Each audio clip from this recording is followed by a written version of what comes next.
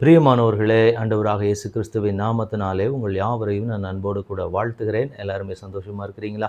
இந்த நாளிலே தேவனாகிய கர்த்தர் நம்மோட கூட பேசுகிற ஒரு வார்த்தை என்னவென்றால், மீகா தீர்க்க தரிசன புஸ்தகம் 7ஆம் அதிகாரத்தினுடைய 7வது வசனம். நானோவென்றால் கர்த்தரை நோக்கி கொண்டு என் ரட்சிப்பின் தேவனுக்கு காத்திருப்பேன், என் தேவன் என்னை கேட்டருளுவார். இந்த வார்த்தை கேட்டுக்கொண்டிருக்கிற எனக்கு அன்பான தேவனுடைய பிள்ளைகளே, நானோவென்றால் இந்த இடத்துல நாம் பார்க்க வேண்டிய ஒரு காரியம், இந்த உலகம் எந்த பாதையில் போனாலும் சரி, எந்த மனிதர்கள் எப்படி போனாலும் சரி, ஒரு காரியத்திற்கு ஒரு சூழ்நிலைக்கு ஒவ்வொருவரும் ஒவ்வொரு விதமான பாதையை ஒவ்வொரு விதமான சூழ்நிலையில் அந்த சூழ்நிலையை ஹேண்டில் பண்ணுவாங்க.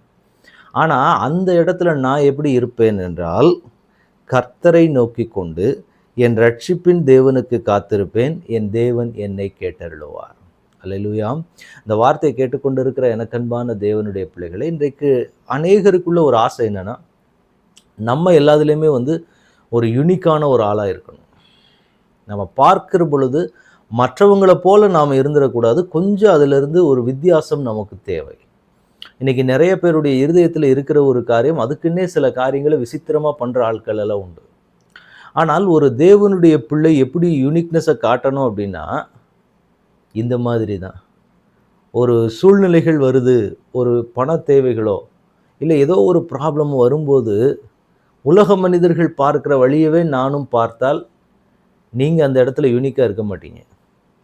ஒரு பண தேவை வருது, ஒரு இக்கட்டான சூழ்நிலை, என்ன பண்ணுறதுன்னு தெரியல, இம்மீடியட்டாக ஒரு குறிப்பிட்ட அளவுக்கு நமக்கு பணம் தேவைன்னு வரும்போது, அதுக்கு என்ன ஏற்பாடு செய்யலாம், எந்த மனுஷங்க கிட்ட போய் கேட்கலாம், யாருக்கிட்ட போய் கேட்கலாம், எந்த பேங்க்கில் போய் லோன் வாங்கலான்னு யோசித்தா இது உலக பிரகாரமான காரியம், எல்லா மனிதர்களும் செய்கிற ஒரு காரியம். ஆனால் நான் என்ன பண்ணுவேன்னா, அந்த இடத்துல என் தேவனை நோக்கி பார்ப்பேன்.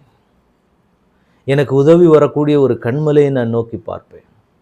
இந்த ஒரு யூனிக்னஸை தான் ஆண்டவர் உங்களிடத்துல என்கிட்டே ஆண்டவர் எதிர்பார்க்கிறது.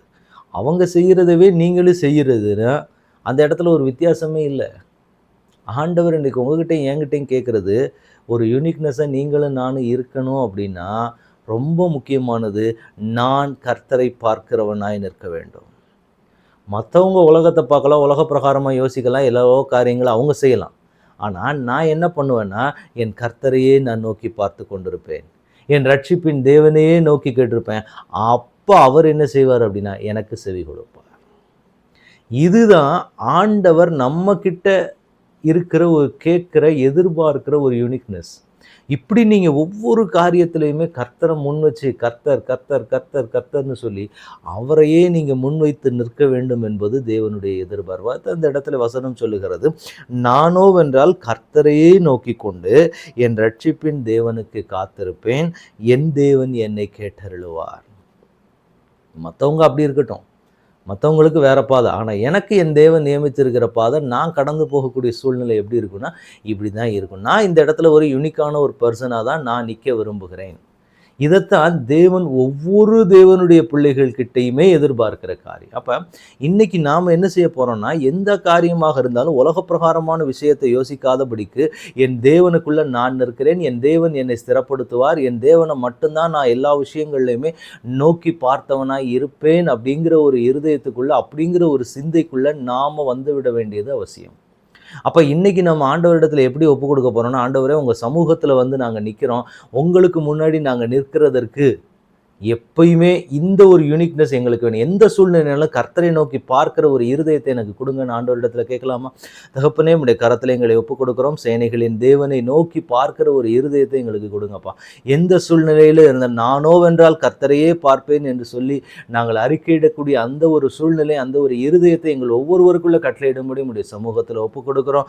தடைகளை உடங்கியப்போ உலக பிரகாரமான மனிதர்களைப் போல அல்லாமல் நாங்கள் ஒரு வித்தியாசம் உள்ளவர்களாய் காணப்பட என் தேவன் கொடுக்க போகிற கிருபை உமக்கு ஸ்தோத்திரம். உம்முடைய கரத்தில் எங்களை ஒப்புக் கொடுக்கிறோம். ஆளுகை செய்யுங்க, வழி நடத்துங்க. இயேசு கிறிஸ்துவின் நாமத்தில் ஜெபம் கேளும் எங்கள் நல்ல பிதாவே. ஆமென், ஆமென், ஆமென். God bless you.